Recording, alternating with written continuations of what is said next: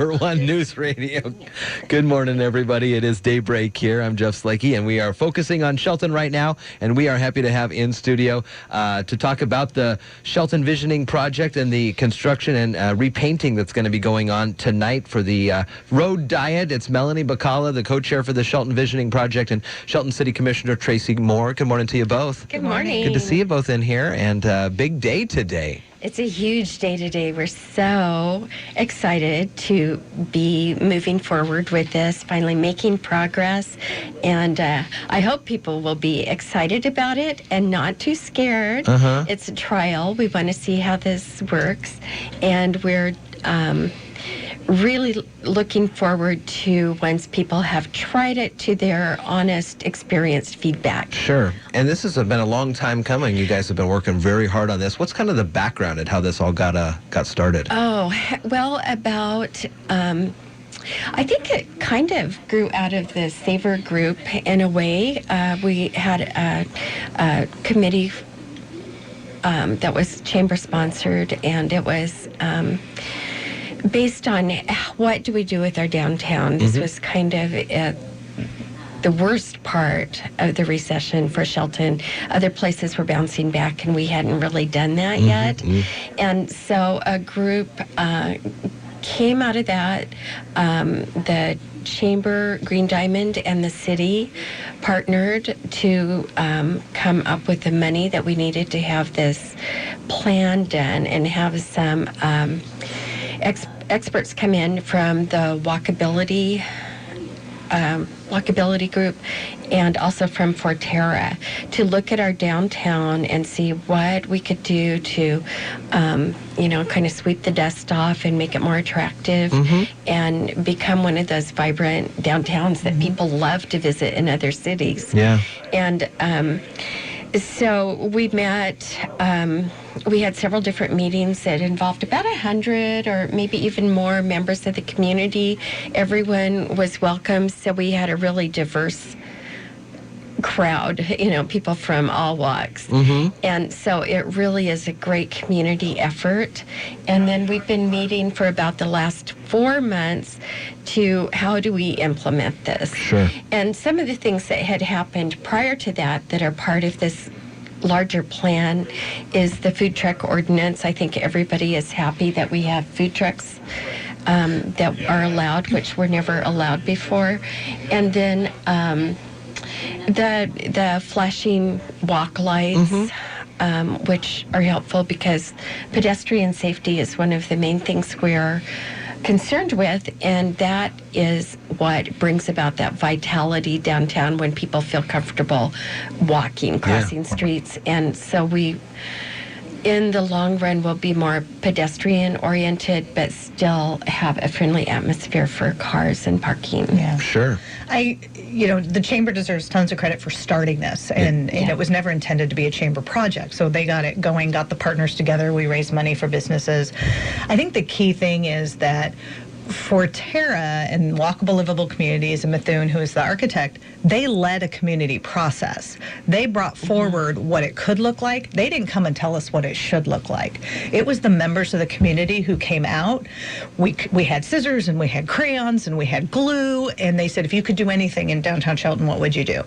And so this plan, this visioning plan, which is located on the city's website, which has been out for about a year, well, just short of a year, is a result of the people who came downtown for 4 hours and participated in this. And I think that's one of the big messages we're trying to get out to folks is this is a community piece. And I heard from a lot of people, hey, we've done this before. We've done plans. They sit on the shelf. Forterra went and grabbed all those plans off the shelf and incorporated everything we learned from those into this. So this is a pretty big deal because we've had a lot of plans that sit on the shelf, and we are not going to let this one sit on the shelf. It's a beautiful mock-up that I was looking at on the city's website. And what are we going to see happen tonight and into tomorrow morning when people are driving down Railroad? What are they expecting to see? I hope that a lot of people will be interested and come watch the process and be excited to try the process. I know there's some trepidation about some of the elements of the plan. So I just would really hope that people will have an open mind, think about those other small cities with the vibrant downtowns that they like to visit, and just imagine that Shelton can be like that and be functional and be safe and be more beautiful. It will be definitely more aesthetically pleasing. And I hope that a lot of the people who've participated on the past plans will come and see the fruits of their efforts realized, at least a beginning. This will be a great beginning, because when you think about it, this is, decades of work that have gone into this. And so I know that it's going to turn out great and people will like it. Good. So I'm hopeful that everyone will come down and try it. So what's going to happen is railroad's going to go from 4 lanes to 2 lanes. Okay. What we learned through our community process is slower speeds lend themselves to a vibrant downtown. Slower speeds means people will get out of their cars and spend money and shop. Okay. Okay. So the goal of the road diet is to get the ideal speed is 19 miles an hour. Oh, okay. So this is that idea. So when you take away 2 of the lanes, that gives us room. So we're going to have parallel parking on the south side. We're going to have back-in angle parking on the north side. Okay, and remember, it's a test. Sure. Okay, we're really trying. That's the message. This is a test. Oh, I don't like back-in angle. I don't like. It's a test. If it doesn't work, we'll do something else. Yeah. We're going to have some buffer lanes on each side of each lane. So as you pull over to parallel park, you have a place you can pull out a line of traffic. The sidewalks, we're going to simulate the sidewalks being widened. This is kind of a budget piece. So either with paint, we might be able to do the city might be able to pull out a small section. Yeah. But the idea of this is to have wider sidewalks. Okay. So, and then at 4th, we're eventually going to test a mini circle. Right. And so right now the light will stay there. In 2017, when weather gets nice again, we will do a painted mini circle to test that from a traffic standpoint. Again, people go, mini circle and log trucks. Trust me, we're talking to everybody. Sure. We're not doing this in a bubble. I think one of the important things, too, is that these have all been tested. These are not new ideas that we created out of the sky, but these are proven methods of meeting what we're hoping to accomplish. And one thing that I think people maybe are misunderstanding too is that this is costing the city a lot of money. No, we have been putting money aside since 2 years ago, basically, not doing the full striping because we knew we were going to be doing this test. Okay, great. So this is money that has been budgeted that would have been spent anyway. And it would be nice if we were able to do the wider sidewalks and do all of that, but the budget just won't allow that. So we're hoping through creativity to be able to simulate as much as we can. One of the advantages for the wider sidewalks that we're hoping to accomplish is also related to the food trucks, part of that ordinance that allows also pop-up businesses. Okay. And that will allow room on the sidewalks for restaurant seating, sit out under the umbrellas. Wow. That'd be great. So, and that coupled with the lower speeds will really entice people to want to stop, want to eat, want to shop, want to explore our city.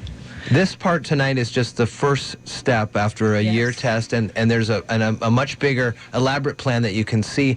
So moving forward, we hear some good news from the stuff that's going to happen tonight, and then we start going into the next phases, or? Yeah, absolutely. And first of all, I give the city tons of credit. Great. I remember Greg Clark sitting in on this project and saying, "Ooh, we have money. We're going to stripe." No, we're not going to stripe this year. We're going to wait, because it was clear that that was a big thing. And so I give them tons of credit for having that foresight.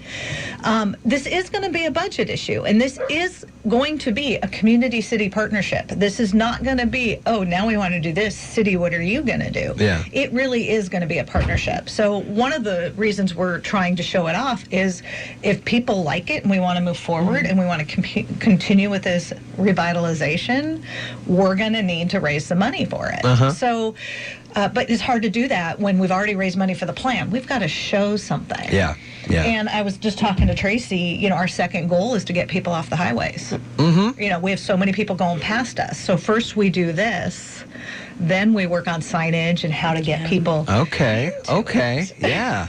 Very nice. It's a really, I'm really thrilled by the potential of this. And I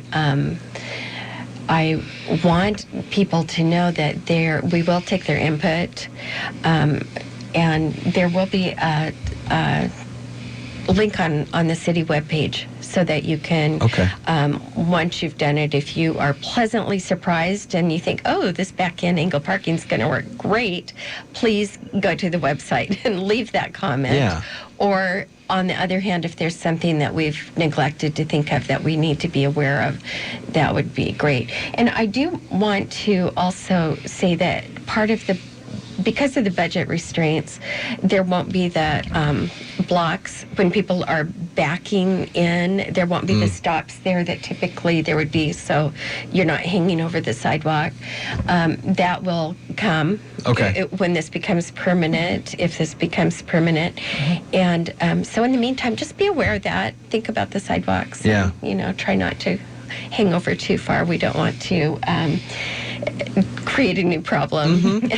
I was thinking this morning that downtown Olympia on Water Street is a good example of the back-end parking. And when I go down there, 9 times out of 10, everything works fine. It's folks who aren't seeing the signage or first time to the street or maybe unfamiliar with the back-end parking. But for the most part, you're back in, and then you're able to just zip right out. And it's very easy. Out. So we're really launching this at the Bite of Shelton in Business Expo next Thursday. Yeah. So we're going to have a booth, and people can come and talk to us about it and really come out and experience it. So tonight at 6 is when the city will be shutting down those 2 blocks. And people are encouraged to come and kind of see what is happening. There's going to be some work going on, and then the striping will come down around 7.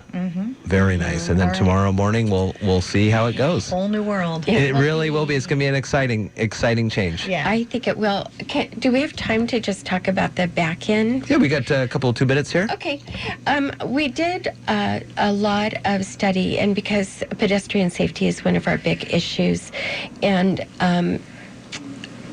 I was initially more in favor of the pull-in parking, but it has been proven, it's a fact, that the back-end parking is safer for both, bicyclists, other drivers. It just, you'll find less accidents. Oh, that's great. As part of that. So that's the reason for the back end. It's not to make it more difficult for everyone, but you'll see it in more and more cities. Oh, yeah. It's a little tougher to back in, but it's such better getting out. You get behind a big truck and you're trying to see and you're trying to back out into traffic. Oh, yeah. You just don't know if there's anybody riding down. Yeah. Very nice. Well, Melanie, Bakala, Tracy Moore, thank you so much. It's going to be a big night tonight and moving forward. Big night. Yeah, Thanks for having us. It was good to see you both. Coming up on 8 o'clock here at iFiber 1 News Radio. We'll be right back after this. If you care about what's going on